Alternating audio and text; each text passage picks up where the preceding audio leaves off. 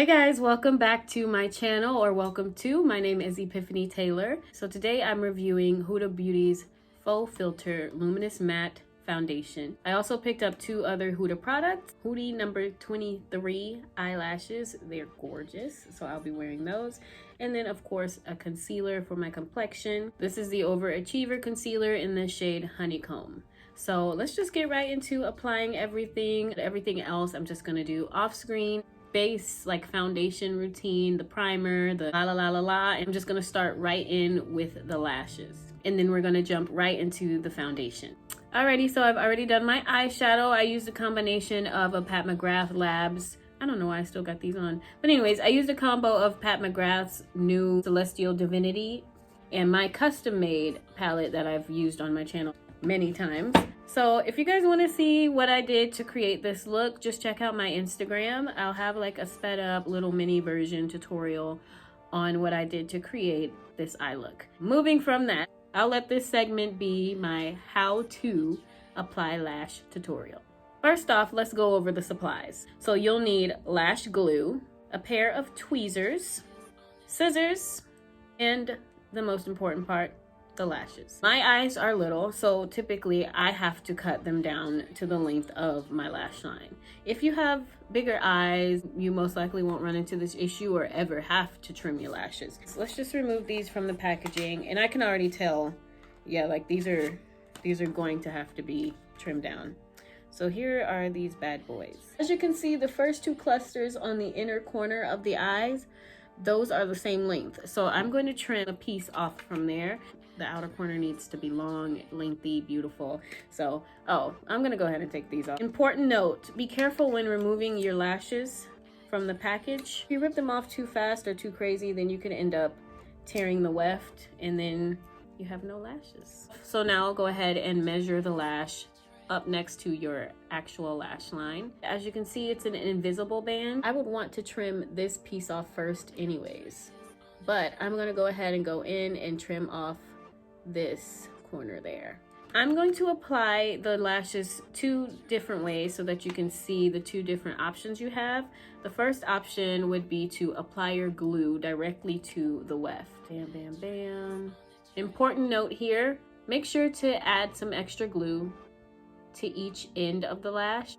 Those tend to be areas where your lash will lift first. What you're gonna do with this bad boy now, you're gonna allow it to dry a little bit, just a little bit, until it's tacky. So set it aside, don't lose it. We've all done that before. And then I'm gonna go ahead and remove and trim my other lash. I actually save each trimming of my lashes because this can always be used later.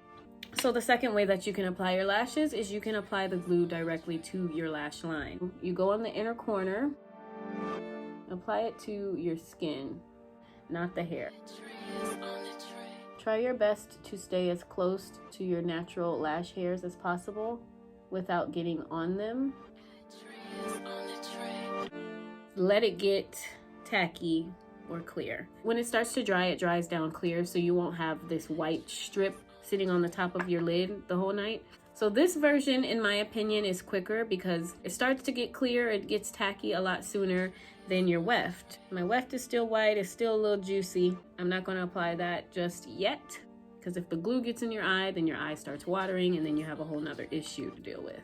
I like to apply the middle portion of my lash first, and then I tack down each end. Go up above your lashes, hover it down like you're an aircraft or something.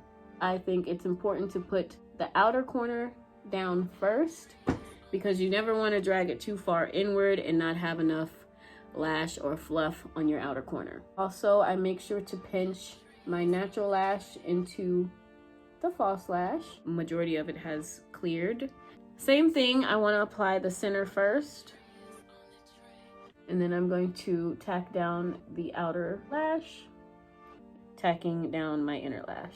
These are beautiful. I don't know why I've never tried her lashes before. Like, I went ahead and used e.l.f.'s Jelly Pop Dew Primer. I decided to go with that one based off of the reviews that I've heard on Huda's newest foundation primer. She came out with like a water jelly or something like that, I believe.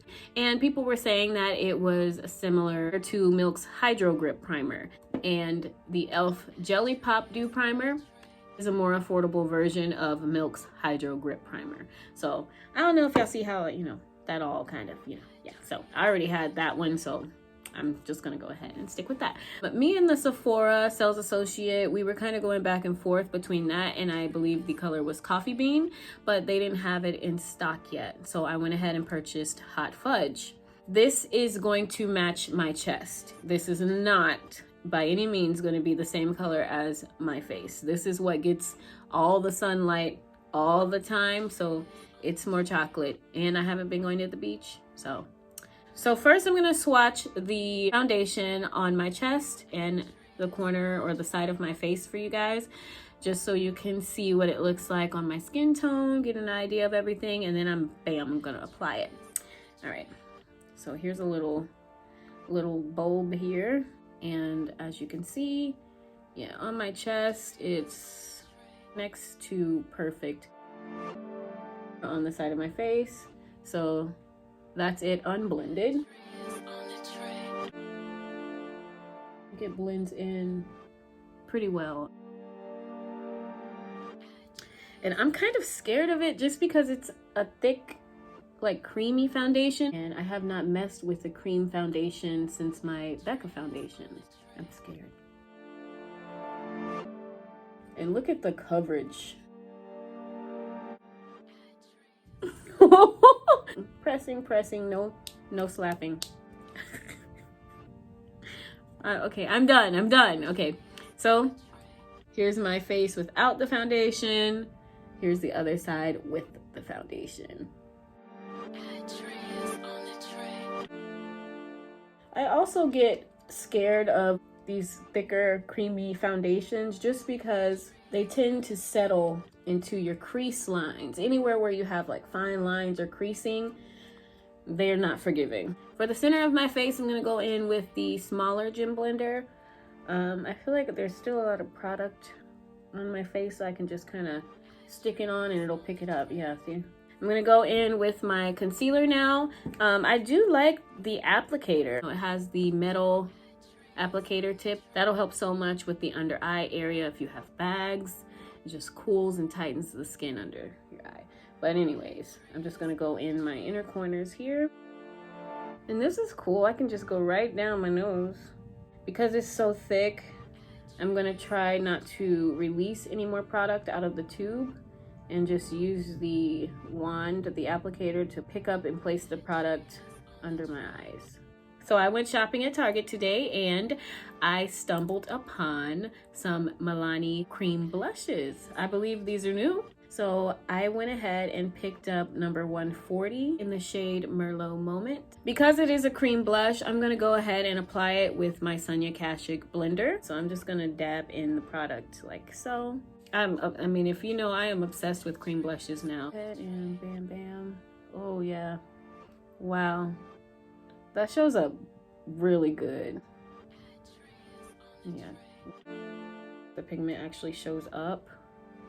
I just watched someone do a review on Rare Beauty's new cream blushes and the pigment just was not there, which is so disappointing. So I love that this is actually showing up. So this is the end result. I'm actually gonna go out for dinner. I'll come back and show you guys how this foundation wore. But before that, let me just show you what I look like now. Want me some money. Want me some money. Want me some money to pop a few bands. All right, this is me by the end of the night. I mean, it settles in my crease lines here. Like any thick foundation I wear, it's always creases and settles in those lines. So of course my lipsticks come off from having a mask on, you know, taking it off to eat and all that jazz. It's come off around my mouth area, but for the most part, it stayed put. Like, I'm gonna keep it. This is a good, like, all-nighter foundation. I'm gonna do a beach test too, just to show you guys how it wears out in climates that it should be able to withstand, but you never know, you know. So waterproof, sweatproof. Oh, you know what? I take it back. I did come back in and I repowdered under my eyes because it wasn't looking so great to me. My nose, you know, my nose runs because I have allergies, so there's a little bit of makeup that's been removed from that area, but that's about it. But all right, Bye.